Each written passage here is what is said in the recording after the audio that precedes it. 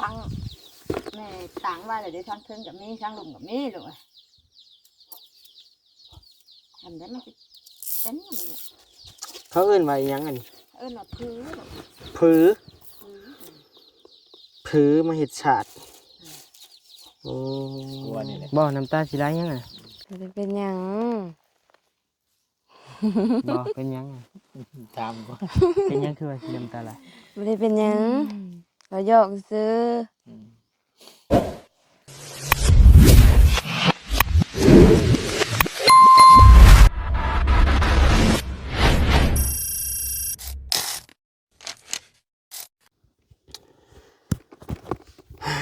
เอาพี่น้องเอ้ยเนาะกราบทักทายสบายดีพ่อแม่พี่น้องหมดทุกคู่ทุกคน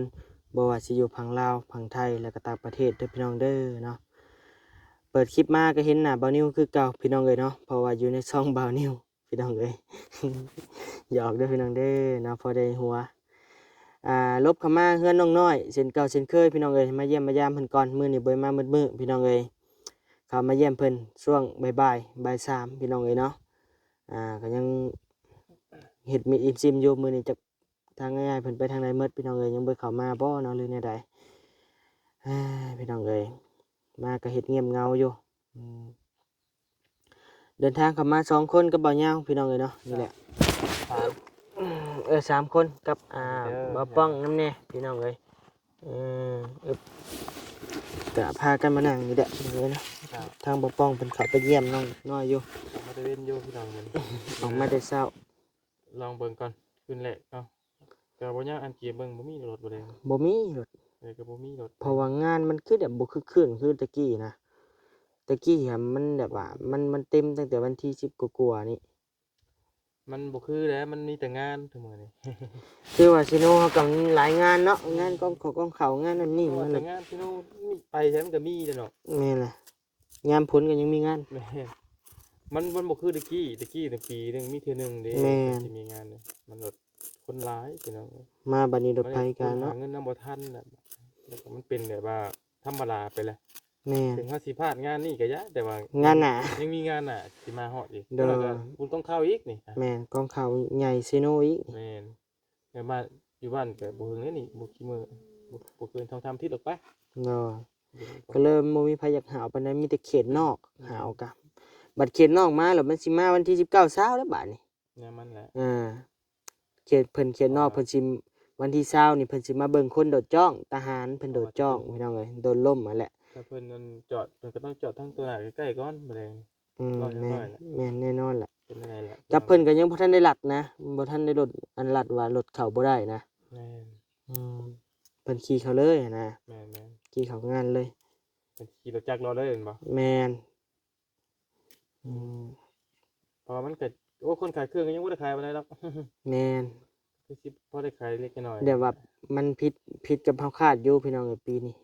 ผิดอยู่แต่ก็บ่เป็นหยังดอกเนาะ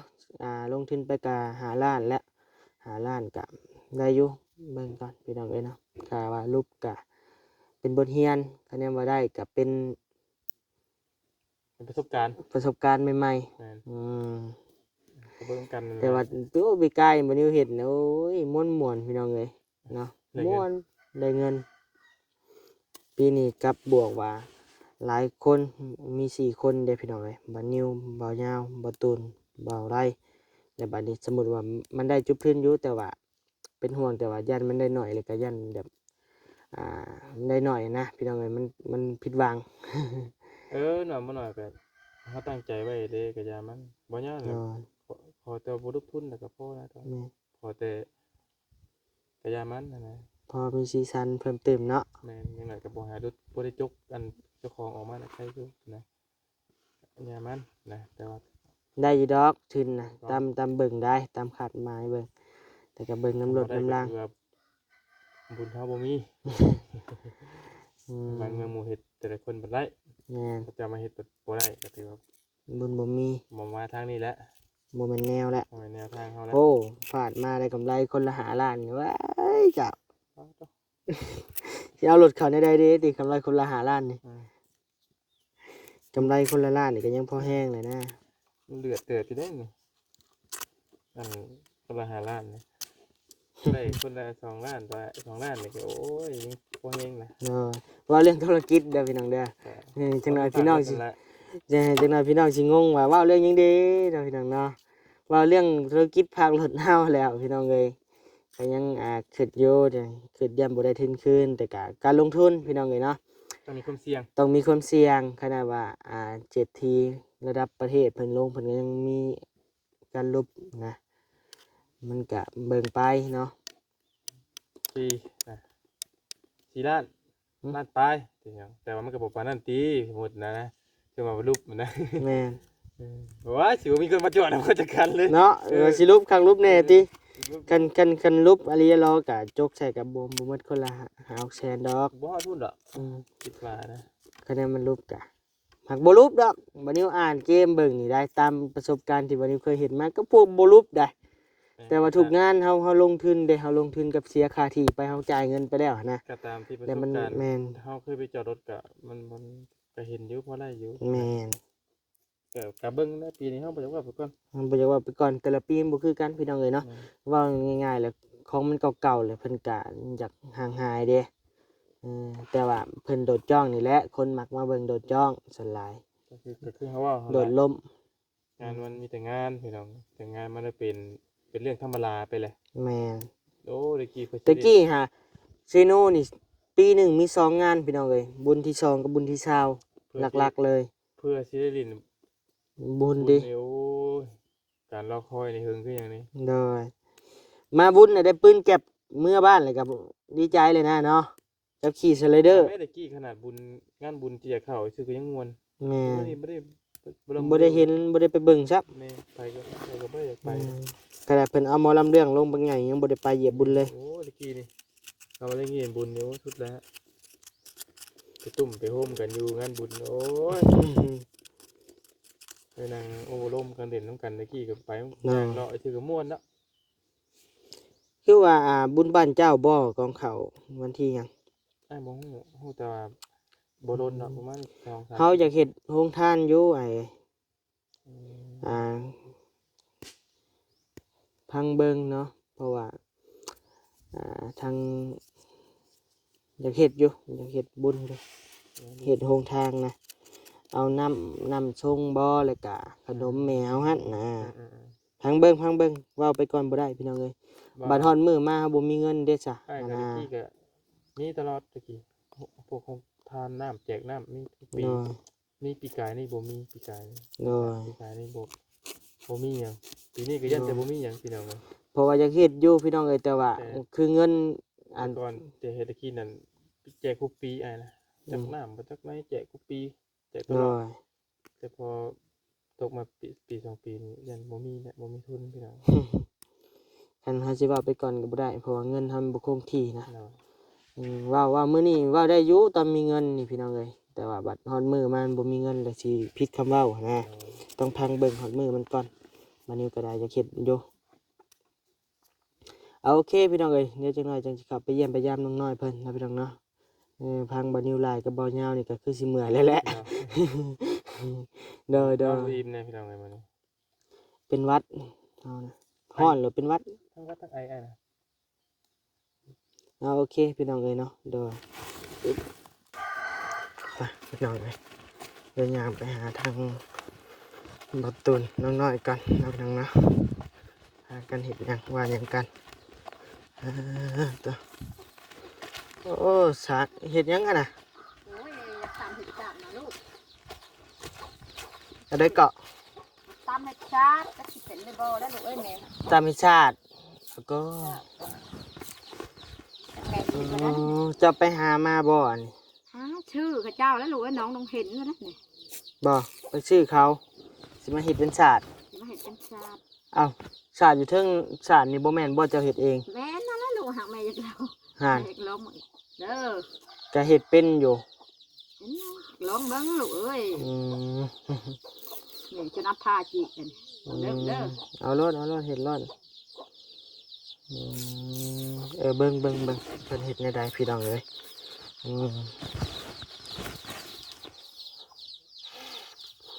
แม่ชื่อแปลกเดี๋ยว40,000นั่นลูก 40,000บ่นี่ โอ้ย เจ้าก็บ่ซื้อเป็นศาสตร์รถซะ โอ้ย อยากได้ลูกพี่แต่อันนี้ก็จนบุญตัดสูตรลูกลูก บ่ ลูกย้อนมันเช้าค้ำเลยลูกฮัลโหล ยกอันนี้เพิ่นไปเอามาแนวใดเนาะอันนี้เนาะ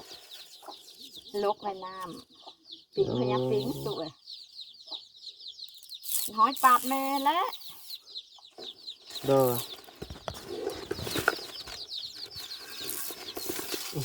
เบิ่งนางเบิ่งเราเฮ็ดก่อนอันดับแรกเพิ่นสิสานสาดได้นี่เฮ็ดแนวใดแม่ ทั้งแม่ต่างว่าเลยได้ทั้งเพิ่งกับมีทั้งลุงกับมีลูกทำได้มันจะเป็นยังไงลูก เขาเอิ้นว่าอิหยังอันนี้ มาพื้นลูก ผือ พื้น ผือมาเฮ็ดชาติโอ้พี่น้องเอ้ยผือ อยากลองเบิ้ง เจ้าเคยเฮ็ดอยู่บ่ล่ะ เคยลองเบิ้ง เคย บ่เคยแล้วหาอยากลองเบิ้งนี่แหละ บ่เคยจักเทื่อ เคยแล้วแม่กลางแล้วเลยอันนี้แม่มดพื้นแล้วแม่ก็ลงจีก อีหยังบ่เข้าใจพี่น้องเอ้ยเจ้าเคยเฮ็ดอยู่บ่ศาสตร์นะ เคยนะ ศาสตร์โตจะปูเนี่ยก็ของเจ้าเฮ็ดเองบ่เออแต่ว่าเราเป็นอยู่พี่น้องเอ้ยหากว่าลองเฮ็ดว่าซั่นลองเฮ็ดนี่แปลว่าบ่เคยเฮ็ดจักเทื่อหั่นน่ะบัดนิ้วก็เลยงงพี่น้องเอ้ยเราเคยเฮ็ดอยู่แล้วเราสิเฮ็ดอีกหั่นน่ะพี่น้องเอ้ย มันบ่มด มันบ่หมด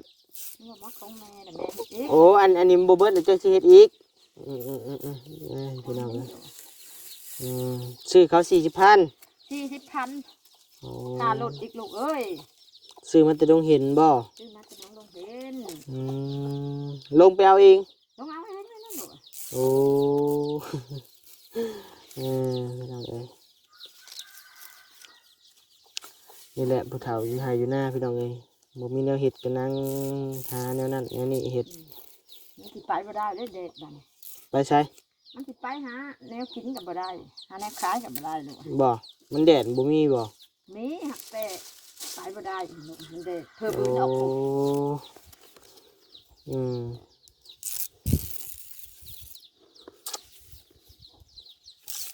พี่น้องเอ้ยอยู่นำกัน2คนมื้อนี่ จองพอมื้ออันนั้นเด้มื้อซอยเถียงน่ะบ่าวเถียงนั่นเด้ เพิ่นเฮ็ดหยัง อั อะ น นะ นั้นปูอันน่ะเฮือนเขาได้บ่ลูก ปูหยัง ปูเป็นน่ะแม่บ่จัก ปูพื้น ปูพื้น คะแนนบ่ปูนี่มีแต่ปูพื้นนั่นแหละกับปูกะโหลนั่นแหละน้องเอ้ย ปูกิโลแล้วแม่หักว่าว ปูกะโหล แม่น เออ น้ำว่าวได้แม่บ่เคย โดย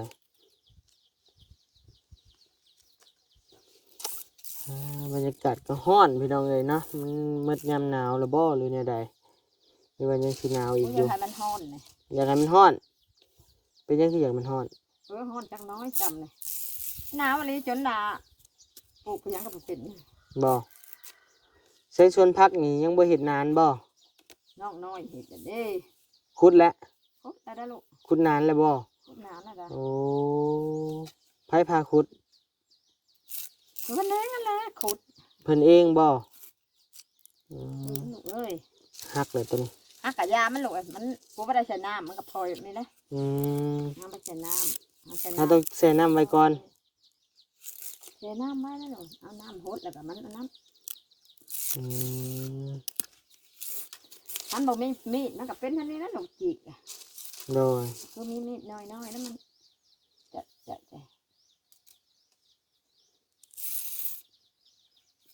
ลูกก็เคยเห็นบ่เขาเห็นมัน บ่ได้บ่เคยเห็นจักเทื่อเคยเห็นแต่สาด อืม เห็นแต่มันเห็ดแล้ว อืม อืม เคยเห็นแต่แซ่บ โดยได้กินข้าวกินน้ำหรือบ่ กินเลยนะลูก ได้หยังกินมื้อนี้ กับไข่เป็ดนั่นเด้ ไข่เป็ดบะตูนะให้ จ้ะ โอ้เห็นแล้วได้กินทอด ต้มกิน ต้มกิน สองคนนั่นลูก โอ้ โดย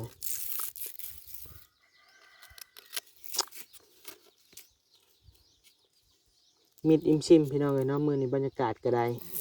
บ่มีเสียงบ่เฮฮาบ่หยังนํมื้อนี้มิดอิมซิมเพราะว่าคนเข้ามาน้อยบ่มื้อนี้ ทำมันน้อยเนี่ย โดย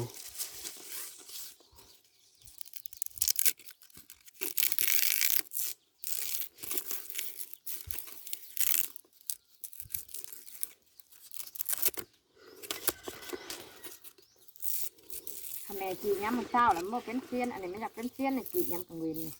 บ่จีนเนี่ยจีนยามเช้ามันเป็นจังไดเกาะ มันชุ่มมันถือน้ำหมอกแล้วมันก็งามแล้วมันบ่ โอ้ มีมันเลี้ยงมันเลยดอก โดยอันนี้มันถึกมันบ่ถึกน้ำมองเนาะ เลย เป็นจังไดตอนแรกบ่นิวคิดว่าเพิ่นสารนั่นศาสตร์เนี่ยเอาใบตองกล้วยว่าซั่นใบตองกล้วยแห้งว่าซั่นคิดว่าในนั้นนะมันคือกันเด้ข้างในมันนี่ข้างในมันจะคือกันอยู่พี่น้องเอ้ย บ้านลูกกับมีป่ะเนี่ย บ่มีได้บ่เห็นได้บ่เห็นเพิ่นเฮ็ดได้ บ่ได้กกมันนี่ โอ้แล้วแหละแฮงบ่ฮู้แล้วจะกกมันเป็นแนวใดเออจะกกเป็นชื่อมันชื่อแนวใดก็ พื้อ ผือ ลูก แฮงแล้วบ่ฮู้เลยบ้านเฮาเห็นแต่คนทางน้องก็ยังหายากบ้านเฮานะ ในบ้านโคกบ่ลูก บ้านเฮาบ้านเซโนบ้านจันทรังสีอยู่ในเซโนพี่ อยู่กับเจ้านายหรอบ่ลูก กระโตในเมืองแหละเฮือนเฮา อืม แต่ว่าทั้งอ้ายเพิ่นน่ะอยู่บ้านโคกยังมีอยู่แต่ว่าบ่ฮู้ว่ามีบ่อันนี้ เดี๋ยวลูกอยู่ในเมืองรถ แม่นเฮาเลยอยู่ในเมืองโลดเฮานะ ของก็ลูกแม่ที่ถามยันลูกหูจักกับนี้ลูก รู้จักยัง ยันหูจัก ของแม่ก็มีพี่น้องอยู่ทางนั้น บ้านโคกบ่ ก็กระโตนายเมืองแหละ ไผชื่อในใด แม่บ่าอีกลูกหูจักบ่ แม่บ่อีด เจ้า แล้วแหละชื่อในใดเจ้าของโตแล้วน่ะ นี่ละบ่นางแมวนะลูก นางแมว เจ้า แล้วแหละบ่ฮู้ดอกกันนะ อืมมันกว้างเนาะลูก กว้างแหละ เดี๋ยวกับแม่ลูกหลานไงเดี๋ยวเนี่ยกับบ่จักลูกถามมาลูกแล้วแม่ยอมแล้วนะ โดยโอเคพี่น้องเดี๋ยวไปลมกับนางน้อยก่อนนะพี่น้องเนาะโดยเลยแม่เพิ่นเฮ็ดไปก่อนพี่น้องเอ้ยให้เจ้าเฮ็ดอันเป็นศาสตร์ก่อนจังสิมาเบิ่งใหม่ไปพี่น้องเอ้ยไปเบิ่งก่อนตัวหมูนอนตากแดดเช็ดแล้ว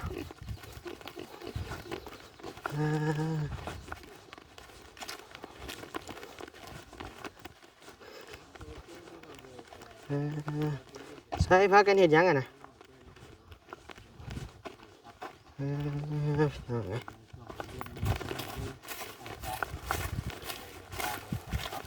เอาจังไดก็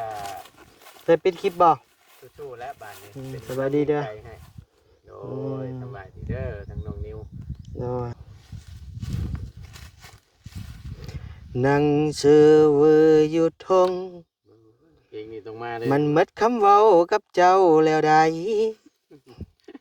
จักสิเฮ็ดจังใดจักสิเฮ็ดจังใด เอานั่ง เอาซะ แต่งเองเลยพี่น้องเอ้ยใช้ขากล้องขึ้นให้หนาขึ้นตรงนี้เอามุมเดียวกันกับประตูนี่แหละพี่น้องเอ้ย มันเย็น ใน ดี ใดๆมันเย็นอยู่เนาะ มีแต่ดอกม่วงและลูก ศพเจ้าแดงปล่อยลอยปล่อยลอยเนาะปล่อยหน่อยอหยังเด็ดบาดนี่แต่งเอาเองหมดเลยบาดนี่เอาเลยเอาสบายดีน้องน้อยศพแดงแห้งคักศพแดงแรงฤทธิ์มือนี่พี่น้องเอ้ยต่อพากันนั่งหยังไงนี่บอก นั่งกินขนม กินน้ำแน่ฉันน่ะ เอาขนมมาอ้อยเพิ่นนี่นะ เนาะ ยังว่าคุยบอกไปว่ามากกับน้ำตาสิไหลเลยขนมอ้อยเอา เป็นหยังอะน่ะน้ำตาสิไหล โอ้ เพราะไหนยิ้มมือหัวนี่แหละ บ่น้ำตาสิไหลยังอ่ะ มันจะเป็นหยัง บ่เป็นหยังอะ ตามก็ เป็นหยังคือว่าสิน้ำตาไหล มันจะเป็นหยัง เราหยอกซื้อ อืม มีความลับกับ XC เด้อ อืม เพิ่นเบิ่งเพิ่นหูอยู่ อืม สิเล่าแล้วเล่าเดี๋ยวนี้ อืมถามนั่งถามน้องเพิ่นน่ะเป็นหยังหั้นน่ะคือจังว่า อืม เศร้าแท้สะดอกว่านั่นน่ะ อืม ก็ว่ามันแต่ละมื้อคนเฮามันแตกต่างกันแหละ แม่ ระหว่างยิ้มกับยิ้มหัวแบบคน เต็มใจกับบ่ ควาสุข เต็มใจนะ ล่าเริงแบบเต็มใจก็บ่เต็มใจนะ มันต่างกัน มันถึงเจ้าสิยิ้มจำใดก็อยา แม่น แต่ว่าจะมีความทุกข์ในใจนะ แม่น ยิ้มพอมันแล้วน่ะมันก็เบิ่งงอกเด้ก็สิว่า แม่น ก็ได้ตามเพิ่นเป็นแนวใด อืม ก็อันนั้นอันบ่เข้าใจกับแม่น้อยหนึงว่าซั่น บ่เข้าใจจังไดน่ะ ก็จังว่าอัน บ่ นี้ก็ได้จัง เป็นหยังกัน ผิดกันหน่อยนึง พี่เลิงพี่เลอ อ้าว บ่ ทางนั้นน้องเพิ่นก็บอกซำนี้แหละ บ่ ก็ได้ว่าเอาก็เป็นหยังดอกว่าเฮ็ดได้แต่ว่า ลูกแม่เนาะ เพิ่น ลูกกับแม่มันก็มีเรื่อง บ่เข้าใจกันเนาะขนาดแขวกับลิ้นก็ยังกัดกันได้เอามันอยู่นํกันเด้เนาะประตูเนาะอืม เป็นหยังคำเพิ่นบอกเพิ่นสอนก็มีแต่แนวมีสิ่งดีๆนั่นแหละ แม่น นะ สิ่งบ่ดีเพิ่นบ่เว้าดอกพ่อแม่เนาะอืม เอ้านี่มื้อนี้ก็ได้ ฮอด ฮ้อนนะถือว่าสิบ่หนาวแล้วก็ดีคือกันเมื่อยามใดโลด ถ้ากระต่ายสั่น เอา ลุด โก ติ จนสิพารถตกคลองเพื่อสิฮอดเรือนนั่นน่ะมันเย็นแท้ๆแต่ละมื้อนั่นน่ะก็สิว่า ฮ้อนมื้อนี้นั่งละล่ากันยังเหือไหล โอ้ ก็ยังสิเฮ็ดเวียก เสื้อแขนยาวเฮาก็ได้เห็นได้ ใส่เสียมาตัวเดียวเฮาก็ได้ ทั้งเบิ่งบ่แดงนี่จักสิเย็นบ่ เริ่มงานได้มื้อแดง งานบุญเนาะ เริ่มงานได้เฮากะ อืม แต่พายุคะแนนเพิ่นฮ้อนให้นะยันแต่หนาวมามื้ออื่นมื้อฮื้อนี่อืม สาธุแหล้วเนาะจังว่ามันฮ้อนก็ได้ คัน หนาวก็บ่หนาวจัดปานใดก็ใครอยู่ จัก21ซะเนาะ21 22เนาะ แต่ว่าหนาวจัดได้มันก็โยกคือเว่าเนี่ยพี่น้องทุบแหล่ไปพุ่นแหละ โดยไปบ่ไปเก็บปีรถอยู่ไสโน ไป ไปเก็บปีรถได้บ่ให้ไปลินได้ อืมได้ได้ จ้างมื้อละ20,000 ให้เก็บได้ก็เก็บเอาตัวเนาะ บ่ได้แล้ว เก็บ เนาะ ไปเก็บมันเลย ค่าที่เฮาก็บังแพง อืม บ่ซั่นโตหุ้นกับเฮาแม่ซั่นน่ะค่าที่ไป จะเอาเงินมาใส่ไป นี่เนาะงาน ชวนบ่ ไงหุ่นส่วน เก็บได้เก็บเอาจากสิแลนได้สำข่อยบ่แหละค่าสั่นๆหนึ่ง ตามคนบางคนได้ เองเนี่ยเนาะ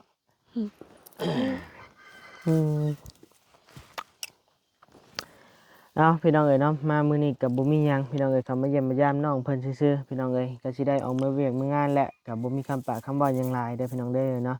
พี่น้องก็อาจจะฮู้มาแหละการนำใช้ชีวิตของน้องๆเพิ่นเนาะมันก็เป็นแนวใดไปแนวใดก็พี่น้องก็อาจจะฮู้แหละมื้อนี้ก็บ่มีคำเว้าหยังหลายบ่นิ้วก็ได้พามาแล้วก็พาเมื่อพี่น้องเอ๋ยเพราะว่าต้องได้เมื่อนี่ต้องเดินไฟแน่ตัดพุ่มไม้ออกแน่เนาะหลายอย่างอยู่พี่น้องเอ๋ยเวียกยังอยู่พุ่นน่ะ เฮาได้เช่าที่เลยเด้ถ้าสิถอยนี่ก็ถอยบ่ได้พี่น้องเอ้ยต้องเดินหน้า บ่ถอยแล้วสู้แล้ววันนี้มันหู้ลำหู้แรงบ่โดด นั่นละพี่น้องเอ้ยก็เลยว่าเฮาได้จ่ายเงินไปแล้วเฮาก็สิเฮ็ดเต็มที่หั่นนะอืม อีหยังก็คือกันบ่ในการลงทุนนี่ แม่น เฮาบ่ฮู้ได้ว่ามันสิ ได้หรือบ่ได้ หรือขาดเพราะฉะนั้นมันก็ต้องวัดกันเบิ่งนั่นน่ะ โดย แต่ว่าฮู้ว่าทีนี้มันได้กำไรนี่โยมันก็ม่วนแน่เนาะ ไผก็รวยหมดแล้ว บอกอนาคตแนมบ่เห็นเด้พี่น้อง เอาก็คือเว่าแหล้วพี่น้องเนอกก มันเป็นงานงานเพิ่นฮู้ละ บุญ เว้าทางเว้าเฮิงเติบอยู่กินนี่เพิ่นฮู้ละเนาะ คือสิ อืม ตามน้องนิ้วเพิ่นว่านั่นแหละ โดย มัน กะ ใช่ นี่แหละพี่น้องเอ้ยเนาะเฮือนน้องน้อยกะยังอยู่ยังบ่มีข่าวดียังมาเลยพี่น้องเอ้ยเนาะว่าอยากได้สังกะสีว่าซั่นพออยู่บ่เงิน2ล้านยังอยู่บ่ นะ คันว่าอยากได้ก็ซื้อก่อนเพราะว่าย่านเด้อยากได้ฟ้าก็ซื้อฟ้าก่อนเจ้ากะคันแนนว่าอยากได้หั้นนะ แล้วแต่เจ้าสินำใช้เนาะ โดย มอบให้เจ้าแล้วก็โอเคเนาะพี่น้องเนาะสำหรับคลิปนี้ก็ ยัง สำหรับคลิปนี้ก็สิได้มีเพียงส่ำนี้แหละพี่น้องเอ้ยทางบ่าวนิวก็สิได้ลำลาพระจากเพียงส่ำนี้แหละพี่น้องเอ้ยเนาะบ่มีคำว่าหยังหลายคำว่าก็ได้โอเคเนาะพี่น้องเนาะอยู่ดีมีแฮงความเจ็บบ่ได้ความไข้บ่มีปรารถนาสิ่งใดขอให้ได้สิ่งนั้นสมความมุ่งมั่นปรารถนาจะเจ็บจะจนร่ำรวยๆเนาะพี่น้องเนาะนอนหลับก็ให้ได้เงินหมื่นนอนตื่นก็ให้ได้เงินแสนแบมือมากก็ให้ได้แก้วมณีโสดโทษให้บ่ให้มาพานม่านให้บ่ให้มาเบียดขี้เหล็กจังไรบ่ให้มีมาใกล้เด้อพี่น้องเด้อเนาะพี่น้อง FC ทุกท่านหรือกับป้าลุงพ่อแม่ FC เนาะโดยสาธุเอามือนี่ก็อวยพรมาเป็นสุดแล้วพี่น้องเอ้ยเอาบ๊ายบายพี่น้องเอ้ย